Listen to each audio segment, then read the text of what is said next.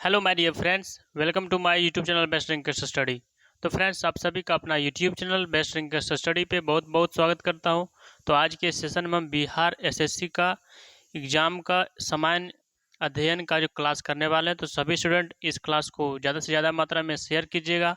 और जो new student है, हमारे YouTube channel best rankers study को सब्सक्राइब कर लीजिएगा, ताकि आप सभी स्टूडेंट के पास समय के अनुसार नोटिफिकेशन पहुँचे और आप इस क्लास को समय के अनुसार देख सकें और आप अपना एग्ज़ाम में बेहतर प्रदर्शन कर सकें और आप अपना एग्ज़ाम 100% क्वालिफाई कर सकते हैं।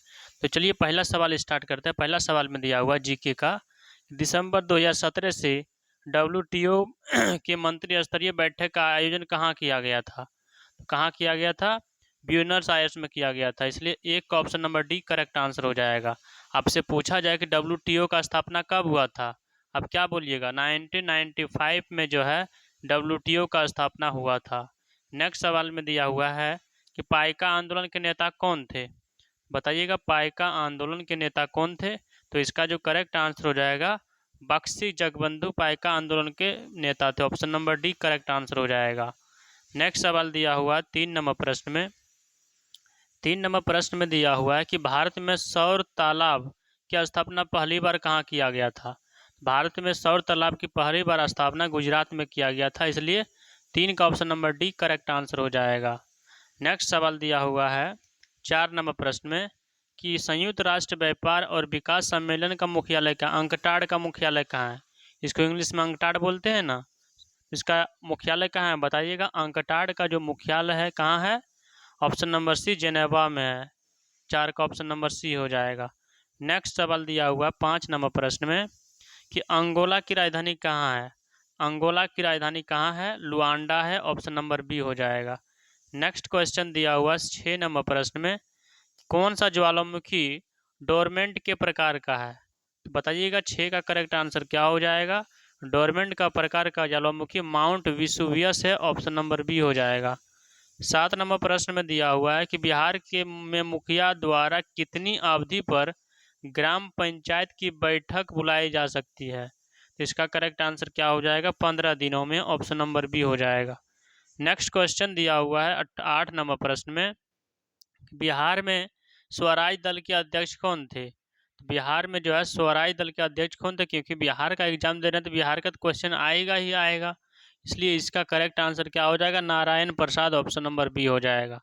नेक्स्ट क्वेश्चन दिया हुआ है 9 नंबर प्रश्न में कि राष्ट्रीय मानवाधिकार आयोग के अध्यक्ष कौन है? बताइएगा, राष्ट्रीय मानवाधिकार आयोग के अध्यक्ष हैं कौन है? न्यायमूर्ति HL. Dattu. Option number A हो जाएगा। नेक्स्ट क्वेश्चन दिया हुआ 10 नंबर प्रश्न में किस वर्ष जिला पदाधिकारी जैक्सन की हत्या कर दी गई? करेक्ट आंसर क्या हो जाएगा? 1909 ईस्वी में। ऑप्शन नंबर डी हो जाएगा। अगला प्रश्न दिया हुआ है 11 नंबर प्रश्न में निम्नलिखित में से किसने आईसीसी का वर्ष 2021 का सर गॉरफील्ड सॉफर्स ट्रॉफी जीता है? तो इसका करेक्ट आंसर क्या हो जाएगा? Virat Kohli. Option number C हो जाएगा। नेक्स्ट क्वेश्चन दिया हुआ 12 नंबर प्रश्न में कि भारत में स्वतंत्रता के बाद प्रथम आम चुनाव कब संपन्न कराया गया था? हमारे स्वतंत्र हो जाने के बाद, हमारा देश स्वतंत्र हो जाने के बाद आंग्ल चुनाव जो है, आम चुनाव कब करवाया गया था? क्या हो जाएगा? 1952। ऑप्शन नंबर सी हो जाएगा। नेक्स्ट क्वेश्चन दिया हुआ है कि निम्नलिखित में से कौन सा भारत में तांबा अयस्क का सबसे बड़ा उत्पादक है? तांबा में सबसे बड़ा आयात उत्पादक वाला देश कौन, मतलब राज्य कौन सा है? मध्य प्रदेश। यदि आपसे दूसरा उत्पादक पूछा जाए तो आप क्या बोलिएगा? दूसरा उत्पादक राज्य जो है हमारा भारत में कौन सा है?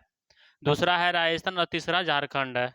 नेक्स्ट क्वेश्चन दिया हुआ 14 नंबर प्रश्न में निम्नलिखित में से कौन भारत में रजत क्रांति से जुड़ा हुआ है? रजत क्रांति से कौन जुड़ा हुआ है? करेक्ट आंसर क्या हो जाएगा? अंडा। अंडा का संबंध रजत क्रांति से है।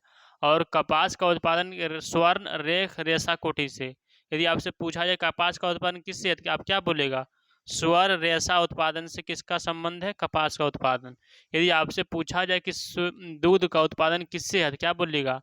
दूध का उत्पादन जो है श्वेत क्रांति से है।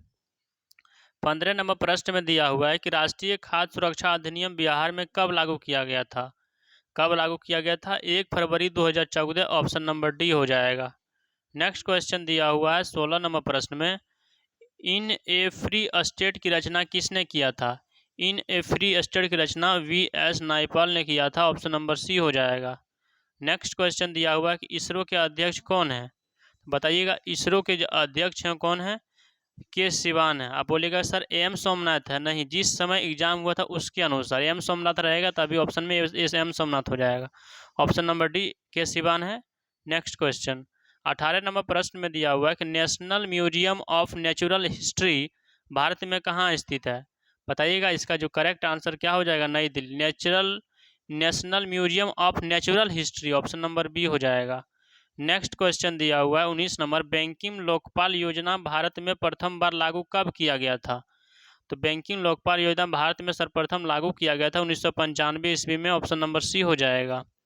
20 नंबर प्रश्न में दिया हुआ है कि लिपुलेख दर्रा कहाँ स्थित है। अरुणाचल प्रदेश में लिपुलेख दर्रा स्थित है। अरुणाचल प्रदेश नहीं, उत्तराखंड में। लिपुलेख दर्रा कहाँ है, उत्तराखंड में स्थित है। लिपुलेख दर्रा उत्तराखंड के पिथौरागढ़ जिला में स्थित है। यह भारत और चीन तिब्बत को भी जोड़ता है। ऑप्शन नंबर बी हो जाएगा। नेक्स्ट क्वेश्चन दिया हुआ है 21 नंबर प्रश्न में कि रेसिडेक्स सूचकांक किसके द्वारा जारी किया जाता है। करेक्ट आंसर क्या हो जाएगा, राष्ट्रीय आवास बैंक के द्वारा जो है रेसिडेंस सूचकांक जारी किया जाता है। अगला सवाल दिया हुआ 22 नंबर प्रश्न में कि बिहार का प्रसिद्ध सिंहेश्वर मंदिर कहाँ स्थित है। सिंहेश्वर मंदिर कहाँ स्थित है, मधेपुरा में। ऑप्शन नंबर ए हो जाएगा। नेक्स्ट क्वेश्चन दिया हुआ है 23 नंबर प्रश्न में कि हिंदी उपन्यास मेला आंचल के लेखक कौन है। महिला आंचल के जो लेखक है उसका नाम क्या है, फर्नीश्वर रेणु। ऑप्शन नंबर ए हो जाएगा।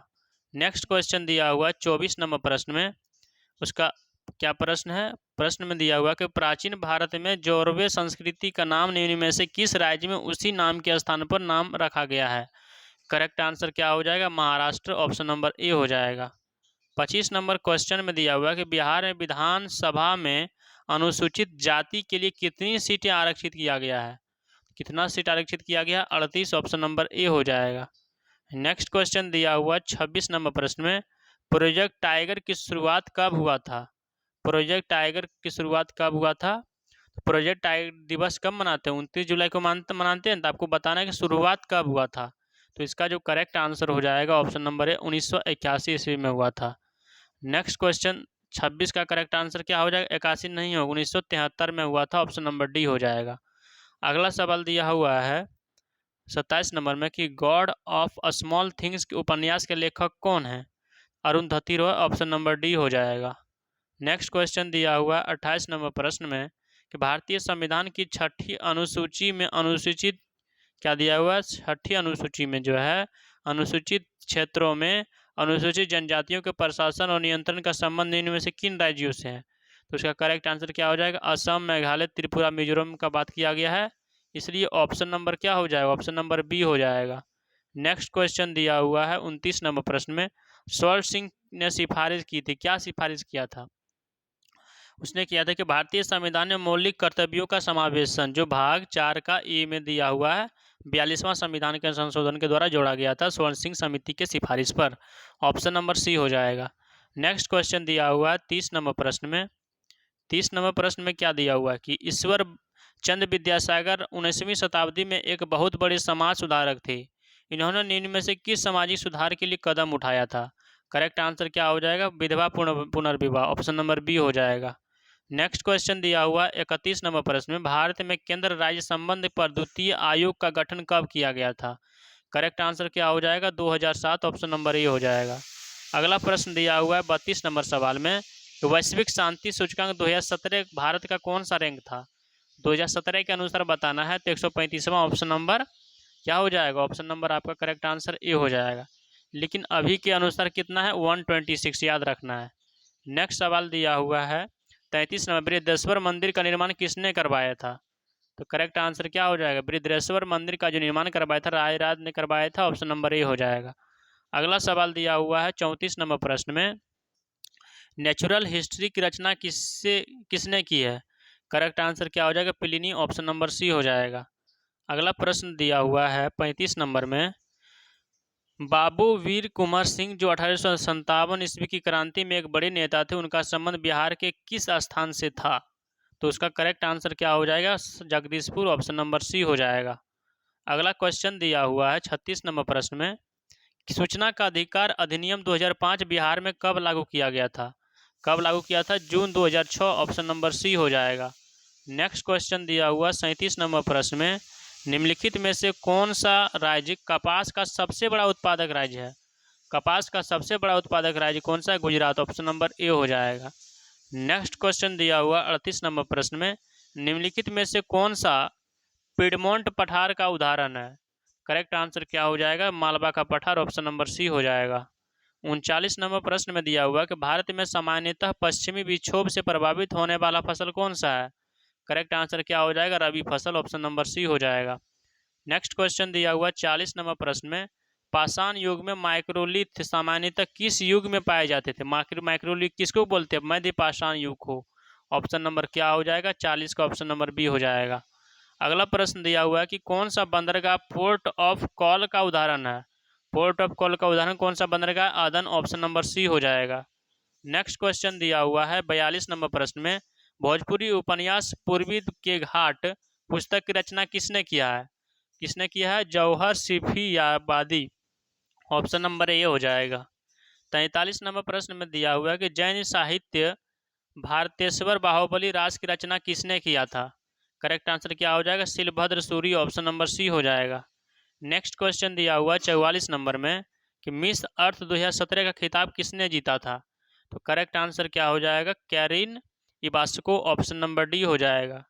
नेक्स्ट क्वेश्चन दिया हुआ 45 नंबर क्वेश्चन में कि हाल ही में किस देश से संबंधित खिलाड़ी कॉलिडी डी ग्रैंडहोम अंतर्राष्ट्रीय क्रिकेट से संन्यास लिया था? करेक्ट आंसर क्या हो जाएगा? न्यूजीलैंड। ऑप्शन नंबर सी हो जाएगा। 46 नंबर क्वेश्चन में है, बिहार में किस नृत्य के माध्यम से वर्षा के लिए इंद्र की पूजा किया जाता है? क्या हो जाएगा इसका correct answer? Jhijhiya. Option number A हो जाएगा। 47 नंबर करेक्ट आंसर बताइएगा कि पंचायती राज चुनाव समिति का गठन कब किया गया था? करेक्ट आंसर क्या हो जाएगा? 1965। ऑप्शन नंबर ए हो जाएगा। अगला सवाल दिया हुआ है 48 नंबर में कि ईरी नहर किसको जोड़ती है? बताइएगा, ईरी नहर जो है किसको जोड़ती है? क्या हो जाएगा? ईरी झील और मिशिगन झील को जोड़ता है। ऑप्शन नंबर ए हो जाएगा। नेक्स्ट क्वेश्चन में दिया हुआ 49 नंबर प्रश्न में, केंद्रीय जांच ब्यूरो का गठन किस प्रस्ताव के तहत किया गया था? तो इसका करेक्ट आंसर बताइएगा, क्या इसका आंसर होगा? गृह मंत्रालय के प्रस्ताव के अंतर्गत किया गया था। Option number B. अगला सवाल दिया है कि ग्लिम्स ऑफ वर्ल्ड हिस्ट्री के लेखक कौन है? करेक्ट क्या हो जाएगा? Jawaharlal Nehru. Option number C. अगला सवाल दिया हुआ 51 नंबर प्रश्न में, Indian Open Super Series badminton 2017 का महिला खिताब किसने, महिला लिखा हुआ है, खिताब किसने जीता है? करेक्ट आंसर क्या हो जाएगा? PV Sindhu. Option number C हो जाएगा। 52 नंबर प्रश्न में दिया हुआ है कि भारत की स्वतंत्रता के पूर्व गठित अंतरिम सरकार भारत की वाणिज्य मंत्री कौन थे? करेक्ट आंसर क्या हो जाएगा? आई चूडीगर। ऑप्शन नंबर ए हो जाएगा। 53 नंबर प्रश्न में दिया हुआ है कि बिहार के पंचायत समिति की सामाजिक न्याय समिति का अध्यक्ष कौन होता है? कौन होता है पंचायत समिति के उप प्रमुख? ऑप्शन नंबर सी हो जाएगा। 54 नंबर प्रश्न में है